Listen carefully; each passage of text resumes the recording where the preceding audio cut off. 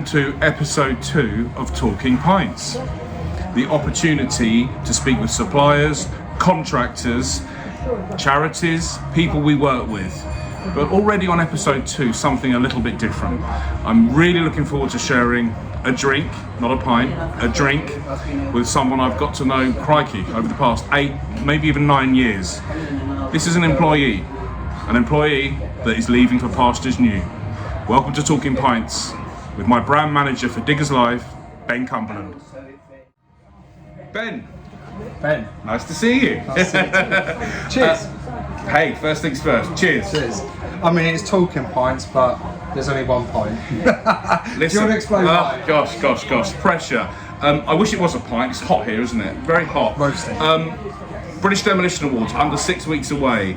I've got 2 stone to lose, so keto diet, which means gin and tonics, which not the worst thing in the world, but it does for me. But anyway, Ben, we have come from our office a spitting distance away to, where are we? We are at the Thieves Kitchen. Like he's never been here before. The Thieves Kitchen in Worthing. This is a pub on a very nice road called Warwick Street, which we frequent relatively frequently. A drinking hole that we like to... A drinking hole we like to strategise in. Yes. Now Ben, for the past year and a half, has headed up the Diggers Live brand. Ben, you've worked on this Talking UK... about Diggers Live. Yes. I've got 8-9 copies here. Don't know if you can see them. Are they the same one? Well, actually, bring those over here.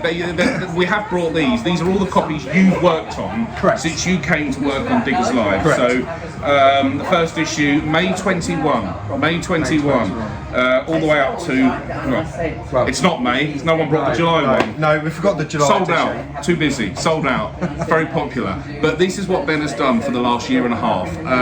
To explain, Ben has worked for me a couple of times previously. I needed someone to, when we made the push to make an industry-leading brand, a construction equipment brand that would be market-leading, I needed someone that I could trust and I knew to come from the start, and it was always going to be a kind of 18-month, 2-year kind of thing, to come and grab it, literally, by the you-know-whats, and make things happen. Now Ben's done that for me exponentially. It's absolutely exploded. It's grown to levels that I didn't think it would or could, to become one of the leading construction equipment magazines that's out there. So for a bi-monthly read, thanks to Ben, this is what we've done. But Ben is leaving. That is why we are doing this today. Ben is leaving the company, he's leaving the brand. And The industry. Well, hey, what are you doing? What's going on? So I've been given a great opportunity to join the road transport sector, working on a plethora of titles and exhibitions. So a big trade show that launched its inaugural event this year, and hopefully I can help develop that in ways that I've helped you and the company and Diggers Live do the same. So, bearing in mind that you know the majority of the industry, you've entrusted, I've been privy to Ben's emails when he's telling people he's leaving. I've been CC'd in most of them. Some of the replies you've got have been rather nice, to say the least. It has. Why go? Why do you I know you like a challenge. I know you better than most. You like a challenge. Is this a new challenge for you? Certainly is. I mean, the job role I'm taking on is going to be a challenge. It's something that I'm really looking forward to. It's going to really push me to the limits. But no, as you say, I love a challenge. You do.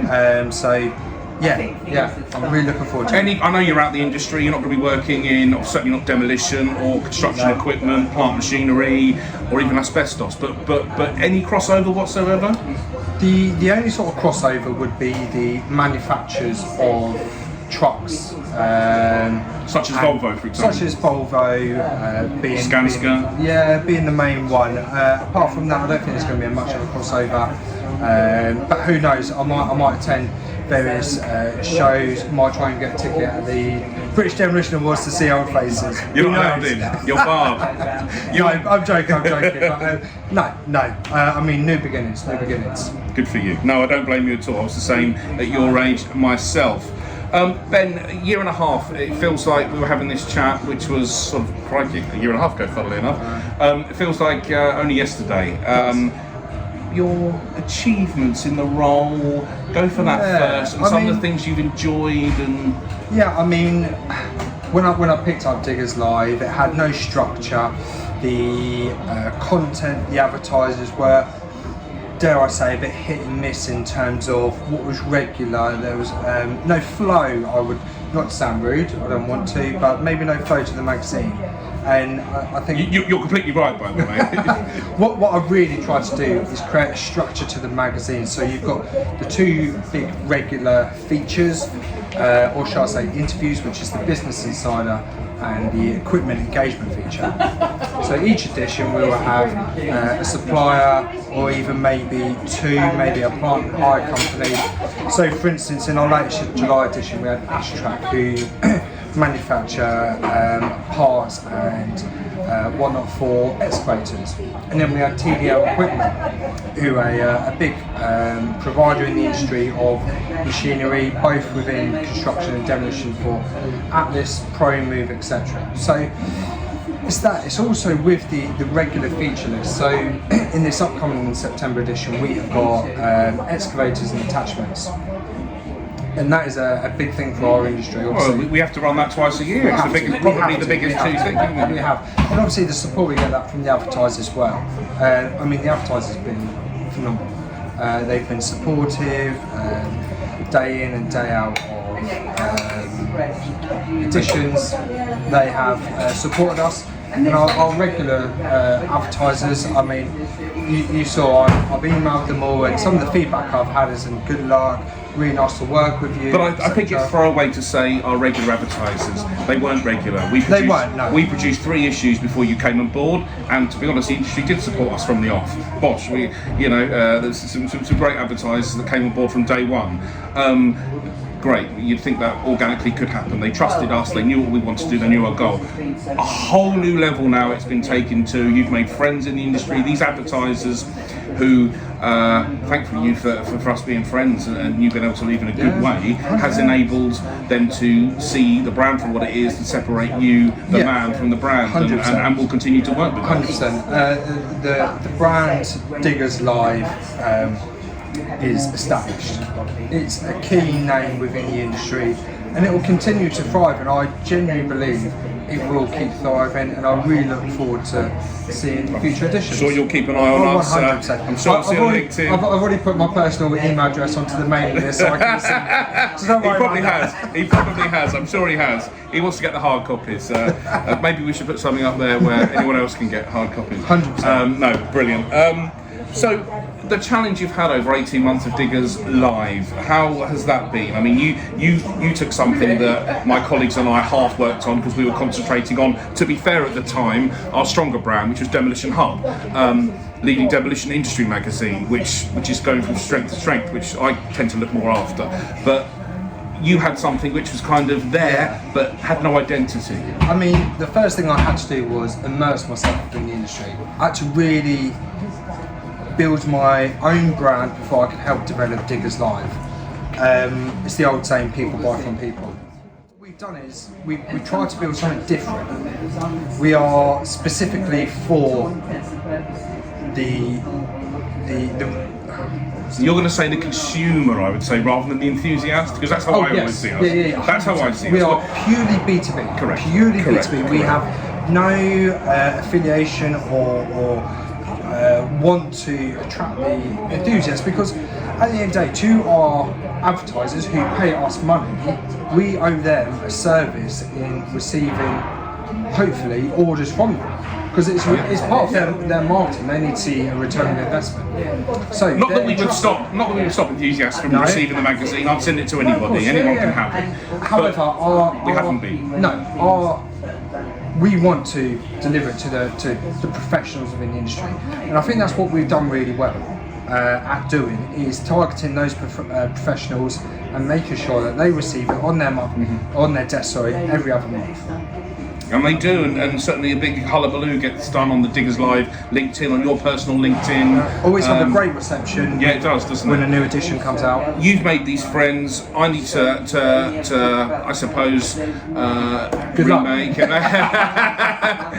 My colleagues and I need to jump in your shoes. But you've done a great job of introducing my colleagues and myself to your existing advertiser base. They're all on board for September. They're all on board for December. We've got a great 2023 already panning out with ConExpo, World of Concrete. We've got Balmer coming up in 2-3 months' time. They all know we're at the right places. We've got around a lot this year. Look what we've been to. World of Concrete. We've been to San Diego for a demolition event. Future Works, of course. Hillhead. Scott Plant. Where there's been a show, we've been there. We've been out there in the boiling. Can we just talk about Hillhead? Perhaps we should. We're on camera, Ben.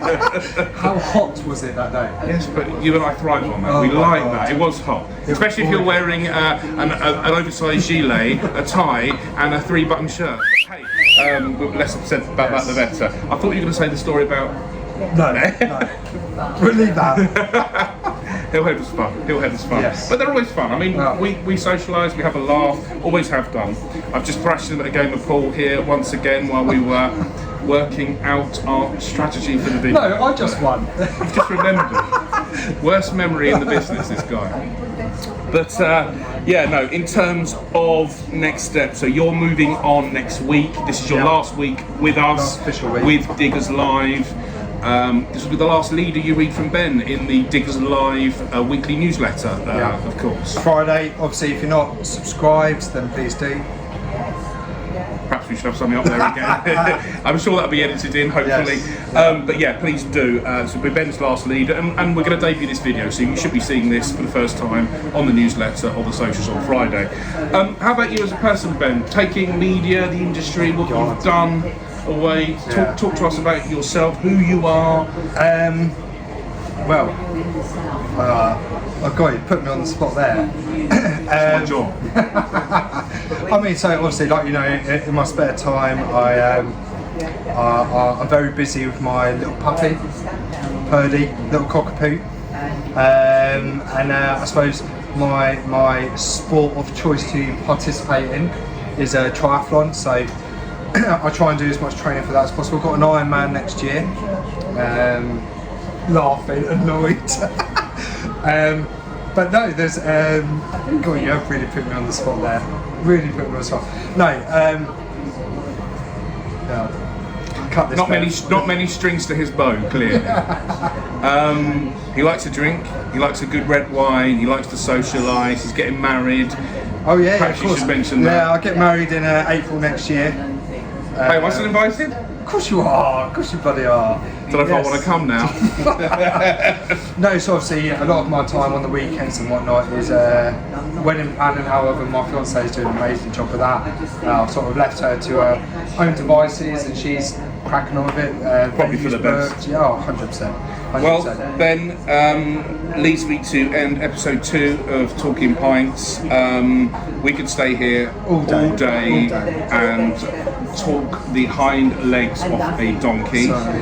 We won't though, because we've got to get another magazine out in our portfolio. You've got to finish off, get the last few sales in. £250,000, mate. You're close.